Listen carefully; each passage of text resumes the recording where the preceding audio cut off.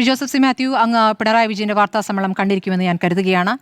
ഇഡിയുടെ നടപടികൾ അങ്ങേയറ്റം വിചിത്രമെന്നാണ് ഇന്ന് പിണറായി വിജയൻ ഈ ഇഡി നടപടിയുമായി ബന്ധപ്പെട്ട് പറഞ്ഞിരിക്കുന്നത്. അത് വാർത്താക്കുറിപ്പുമായി ബന്ധപ്പെട്ടാണ്. വാർത്താക്കുറിപ്പിൽ പി വിജയൻ എന്ന് പറഞ്ഞ് അതിലൊരു ക്ലാരിറ്റി കുറവുണ്ടാകുമെന്ന് കരുതിയാകണം അതിൽ ex chief minister of Keralam എന്നുകൂടി ചേർത്തിരിക്കുന്നു എന്ന് പറയുന്നു.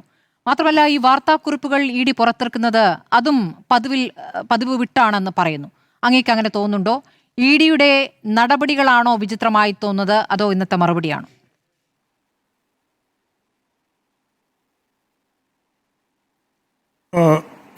സ്മൃതി, എനിക്ക് രണ്ടും സത്യത്തിൽ വിചിത്രമായി തോന്നുന്നില്ല. ഒന്നാമത്, ഇ ഡിയുടെ നടപടികളെ കുറിച്ച് അദ്ദേഹം പറഞ്ഞത് ഇ ഡി പത്രക്കുറിപ്പ് ഇറക്കാറില്ല എന്നാണ് അദ്ദേഹം പറഞ്ഞത്. അത് വസ്തുതാപരമായി ശരിയല്ല. അത് അദ്ദേഹത്തിനും അറിയാമെന്നാണ് എനിക്ക് തോന്നുന്നത്. വെബ്സൈറ്റിൽ ഉണ്ടാവാറുണ്ടെന്നൊക്കെ അദ്ദേഹം ഇടയ്ക്കൊന്ന് പരാമർശിച്ച് പോകുന്നത് കണ്ടു.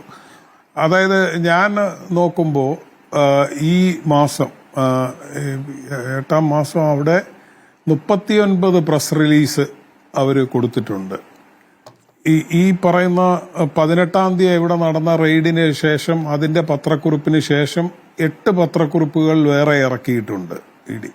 രാജ്യത്തിന്റെ വിവിധ സ്ഥലങ്ങളിൽ നടന്ന റെയ്ഡിനെ കുറിച്ച് ഇറക്കിയിട്ടുണ്ട്. അപ്പോൾ അതുകൊണ്ട് ഇ ഡി അങ്ങനെ പത്രക്കുറിപ്പുകൾ ഇറക്കാറില്ല എന്ന് പറയുന്നത് വസ്തുതാപരമായി ശരിയല്ല.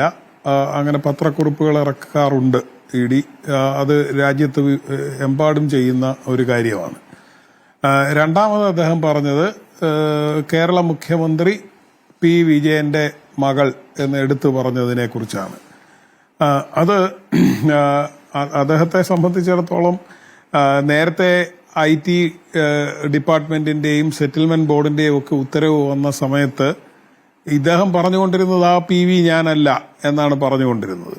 പക്ഷെ അവിടെയും താഴെ ഭാഗത്ത് നേരത്തെ പേര് പറഞ്ഞ അബ്രിവേഷൻ ഉപയോഗിച്ചിരിക്കുന്ന കേരളത്തിന്റെ ഒരു പ്രൊമിനന്റ് ലീഡറായിട്ടുള്ള പിണറായി വിജയന്റെ മകളായിട്ടുള്ള വീണ ടി എന്ന് വളരെ സ്പെസിഫിക് ആയിട്ട് അതിലും പറഞ്ഞിട്ടുണ്ടായിരുന്നു. അപ്പോൾ ഇത് അങ്ങനെ എടുത്തു പറഞ്ഞു, അദ്ദേഹം മുൻ മുഖ്യമന്ത്രിയാണ് എന്ന് പറഞ്ഞു എന്നുള്ളതാണ് അദ്ദേഹം പറയുന്നത്. അതങ്ങനെ എല്ലാ ഘട്ടങ്ങളിലും ഉപയോഗിച്ചിട്ടുണ്ടോ എന്ന് ഞാൻ പരിശോധിച്ചിട്ടില്ല. അത് ബാക്കി ഇപ്പോൾ കവിതയുടെയോ അതുപോലെ നേരത്തെ ഇങ്ങനെ പ്രൊമിനന്റ് സ്ഥാനത്തിരുന്നവരുടെ മക്കളെ പ്രതികളായ കേസുകളിൽ അതങ്ങനെ എടുത്തു പറഞ്ഞിട്ടുണ്ടോ എന്ന് പരിശോധിച്ച് നോക്കിയാൽ അറിയാം. പക്ഷെ ഇതിലെന്താണ് ഇത്ര വൈരുദ്ധ്യമായി തോന്നുന്നതെന്ന് എനിക്ക് മനസ്സിലാകുന്നില്ല.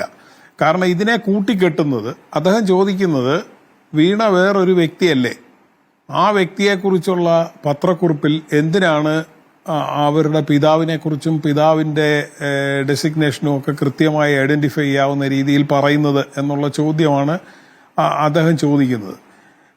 സത്യത്തിൽ ഈ കൺഫ്യൂഷൻ ഉണ്ടായിരിക്കുന്നത് അവിടെ തന്നെയാണ്. CPM-നെ സംബന്ധിച്ചിടത്തോളവും ഉള്ള കൺഫ്യൂഷൻ അവിടെ തന്നെയാണ്. ഇപ്പോൾ ഒരു സ്വകാര്യ വ്യക്തി അവർക്കൊരു ബിസിനസ് ചെയ്ത് ജീവിക്കാൻ കഴിയില്ലേ, ഒരു മന്ത്രിയുടെ ഭാര്യയായി പോയതുകൊണ്ട് മാത്രം ബിസിനസ് ചെയ്യാൻ കഴിയില്ലേ, മുഖ്യമന്ത്രിയുടെ മകളായതുകൊണ്ട് ബിസിനസ് ചെയ്യാൻ കഴിയില്ലേ, ഈ ചോദ്യങ്ങളെല്ലാം ചോദിക്കുന്നുണ്ട്. അപ്പോൾ അങ്ങനെയുള്ള ഒരു വ്യക്തിക്ക് തീർച്ചയായിട്ടും അതൊക്കെ ചെയ്യാൻ കഴിയും. പക്ഷെ ഇവിടുത്തെ പ്രശ്നം, ഈ പിണറായി വിജയന്റെ ഇന്നത്തെ വാർത്താ സമ്മേളനം തന്നെ പരിശോധിച്ചാൽ ഒരു കേരളത്തിന്റെ പ്രതിപക്ഷ നേതാവിന്റെ വാർത്താ സമ്മേളനമാണോ, എക്സാലോജിക്കിന്റെ ഒരു സ്പോക്സ് പേഴ്സന്റെ വാർത്താ സമ്മേളനമാണോ, അതോ ഇത് രണ്ടും കൂടെ ചേർന്നതാണോ എന്ന് നമ്മൾ ആലോചിച്ചാൽ ഇത് രണ്ടും കൂടെ ചേർന്നതാണ് അവിടെ നടന്നത്. അദ്ദേഹം കേരളത്തിന്റെ പ്രതിപക്ഷ നേതാവ് എന്നുള്ള രീതിയിൽ അദ്ദേഹത്തിന്റെ അഭിപ്രായം, LDF-ന്റെ അഭിപ്രായം ഒക്കെ അദ്ദേഹം പറയുന്ന കൂട്ടത്തിൽ അദ്ദേഹം പറഞ്ഞുകൊണ്ടിരുന്നത് അദ്ദേഹത്തിനെ കുറിച്ച് മാത്രമല്ല, അദ്ദേഹം വീണയ്ക്ക് വേണ്ടിയും വീണ എല്ലാത്തിനോടും സഹകരിക്കുന്നുണ്ട്, വീണ എല്ലാത്തിലും ഇടപെടുന്നുണ്ട്, ഈ കൈകൾ ശുദ്ധമാണ് എന്ന് അദ്ദേഹം പറയുമ്പോൾ ആ കാണിക്കുന്ന കൈകൾ എന്ന് പറയുന്നത് അദ്ദേഹത്തിന്റെ മാത്രം കൈകളല്ല എന്നാണ് അദ്ദേഹം പറഞ്ഞത്.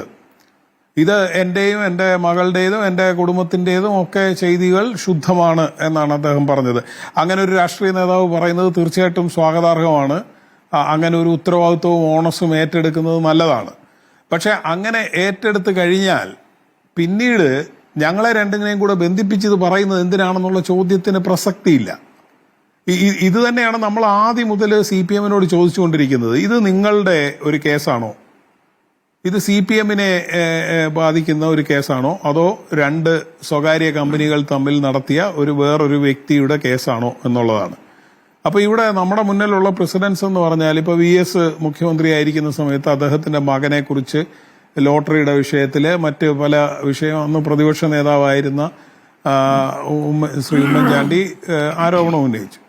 അപ്പൊ അദ്ദേഹം പറഞ്ഞത് അദ്ദേഹത്തിന്റെ CBI ലോട്ടറി വിഷയത്തിലുള്ള ഇടപാടിനെ സംബന്ധിച്ചുള്ള ആക്ഷേപത്തെക്കുറിച്ച് CBI അന്വേഷിക്കണം, CBI അന്വേഷണത്തിന്റെ പരിധിയിൽ അതും കൂടി ഉൾപ്പെടുത്തണം എന്ന് സംസ്ഥാനത്തിന്റെ ആവശ്യമായി CBI അറിയിക്കും എന്ന് പറഞ്ഞ് അത് അറിയിച്ചു. രണ്ടാമത് ബാക്കിയുള്ള ആരോപണങ്ങൾ മുഴുവൻ പ്രതിപക്ഷ നേതാവ് പറയുന്ന അന്വേഷണ ഉദ്യോഗസ്ഥനെ കൊണ്ട് അന്വേഷിപ്പിക്കും എന്ന് പറഞ്ഞു. എന്ന് മാത്രമല്ല അത് മറ്റൊരു വ്യക്തിയാണ്, ആ അന്വേഷണം അവിടെ നടക്കണം എന്ന് പറഞ്ഞു. കോടിയേരി ബാലകൃഷ്ണനും അതേ നിലപാടാണ് അദ്ദേഹത്തിന്റെ മകന്റെ വിഷയത്തിൽ എടുത്തത്. പക്ഷെ ഇവിടെ വ്യത്യസ്തമായി നമ്മൾ കാണുന്നത് ഇത് ശ്രീ പിണറായി വിജയൻ ഇതിനെ കാണുന്നത് ഒരൊറ്റ യൂണിറ്റ് ആയിട്ടാണ്.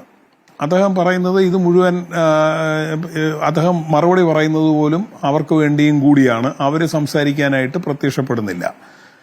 CPM-നെ സംബന്ധിച്ചിടത്തോളം അവരുടെ വാർത്താക്കുറിപ്പിലല്ല ഇത് മറ്റൊരു വ്യക്തിയല്ലേ, അവർക്ക് വ്യക്തി സ്വാതന്ത്ര്യമില്ലേ, അവർക്ക് ബിസിനസ് ചെയ്തുകൂടെ എന്നൊക്കെ ചോദിക്കുമ്പോഴും അവർ ചെയ്യുന്നത് ഇത് അവരുടെ പ്രശ്നമായി, അവരുടെ അന്തരാത്മാവിൽ തൊടുന്ന ഒരു പ്രശ്നമായി ഇവരങ്ങ് ഏറ്റെടുക്കുകയാണ്.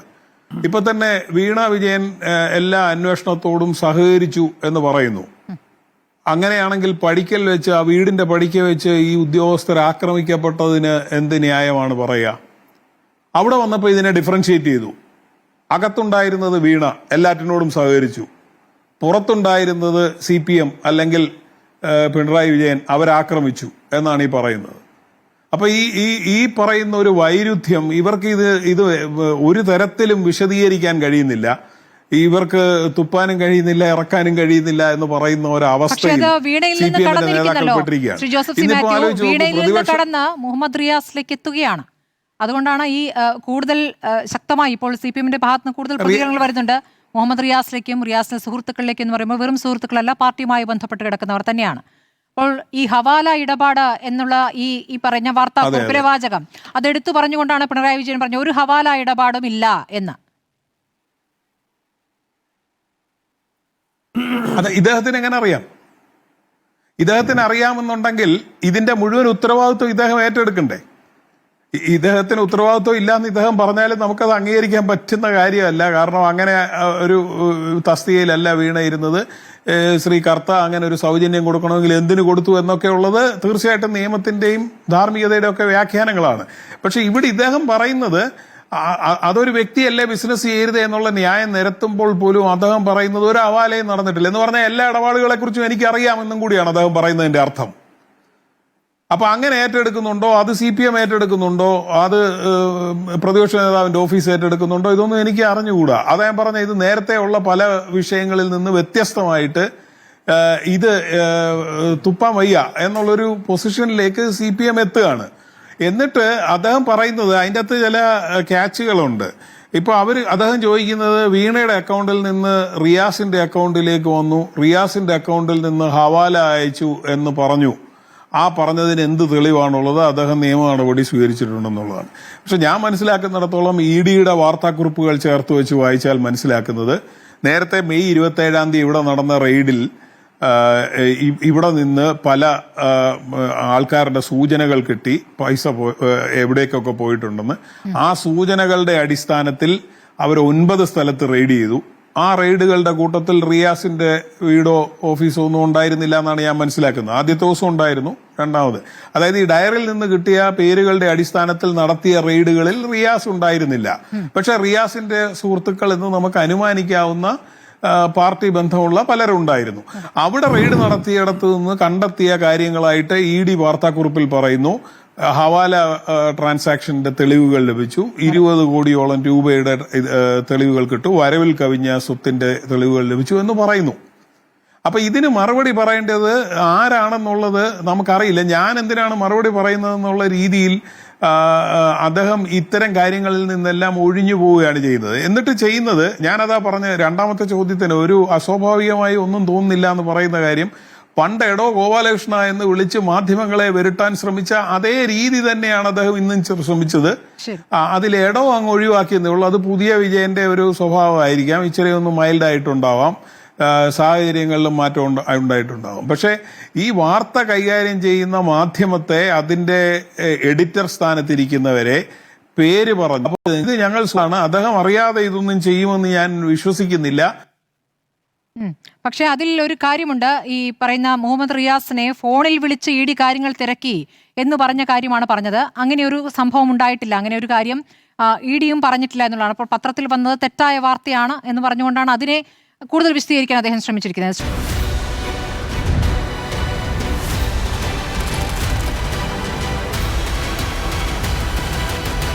ഡിബേറ്റ് വിത്ത് സ്മൃതി പരുത്തിക്കാട്.